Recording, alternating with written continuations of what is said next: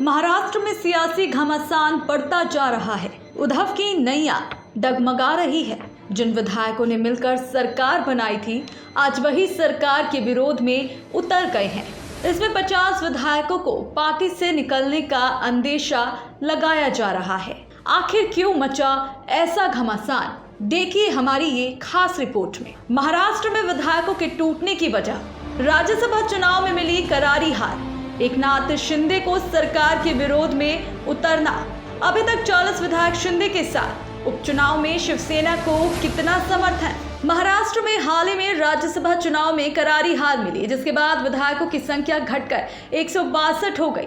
वहीं इसके पहले 170 विधायक उद्धव सरकार में थे। इसके साथ ही विधान परिषद चुनाव में भी शिवसेना को हार मिली। इसके बाद भी संख्या घट गई। इसी बीच शिंदे को 40 विधायकों का समर्थन मिला है। सभी के साथ शिंदे गुवाहाटी चले गए। वहीं ये भी आशंका लगाई जा रही है कि 10 और विधायक शिंदे के समर्थन में जाने को तैयार है। इसके साथ ही बीजेपी के पास 106 सीटें हैं और सरकार बनाने के लिए 144 सीटों की जरूरत है। बताया जाता है कि अगर शिंदे बीजेपी के साथ मिलकर सरकार बनाते हैं तो 37 विधायकों की ही जरूरत पड़ेगी। वहीं महाराष्ट्र में मचे घमासान की वजह से हाहाकार मचा हुआ है। ऐसा लग रहा है कि उद्धव की सरकार कब गिर जाएगी, कुछ भी कहना मुश्किल है। इसके साथ ही कई नेताओं के बयान भी निकलकर सामने आ रहे हैं।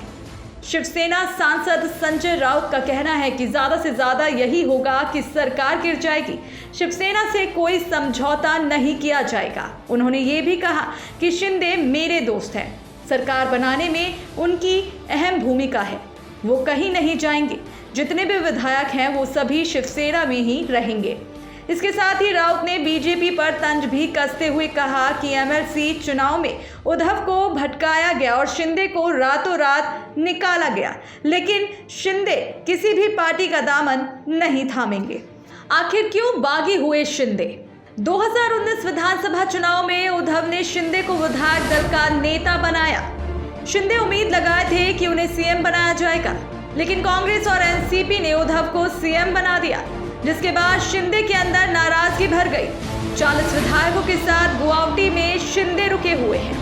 महाराष्ट्र की 2019 विधानसभा चुनाव में एनसीपी और कांग्रेस ने अघाड़ी यानी शिवसेना का जमकर समर्थन किया।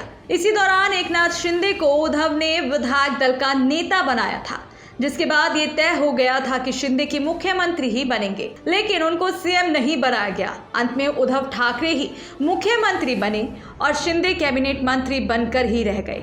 इसी समय से शिंदे के अंदर के उद्धव सरकार के खिलाफ नाराजगी थी, जो 2.5 साल बाद देखने को मिल रही है। शिंदे की वजह से मौजूदा सरकार की सत्ता गिर सकती है। इसके साथ ही नाराजगी की एक और वजह है। बता दें कि मुंबई से नागपुर के बीच बन रहा सुपर कम्युनिकेशन हाईवे फडणवीस का ड्रीम प्रोजेक्ट था। समृद्धि महामार्ग नाम के इस प्रोजेक्ट को फडणवीस ने शिंदे को सौंप रखा था। उद्धव सरकार का यह प्रोजेक्ट शिंदे के पास है, लेकिन उसका श्रेय उन्हें नहीं दिया गया। शिंदे शिवसेना के उन नेताओं में शामिल हैं जो कांग्रेस के साथ मिलकर सरकार बनाने के खिलाफ थे। इस खेमे का कहना है कि उद्धव ठाकरे ने सीएम बनने के लिए कांग्रेस से हाथ मिलाकर शिवसेना को काफी नुकसान पहुंचाया है। महाराष्ट्र में मोटे तौर पर शिवसेना को मराठा अस्मिता के लिए काम करने वाली हिंदूवादी पार्टी माना जाता है। पवार की एनसीपी को मराठाओं की पार्टी और कांग्रेस की इमेज मुस्लिम समर्थक होने की है। शिंदे का कहना था कि कांग्रेस की इस इमेज से शिवसेना का वोट बैंक काफी कमजोर पड़ा है।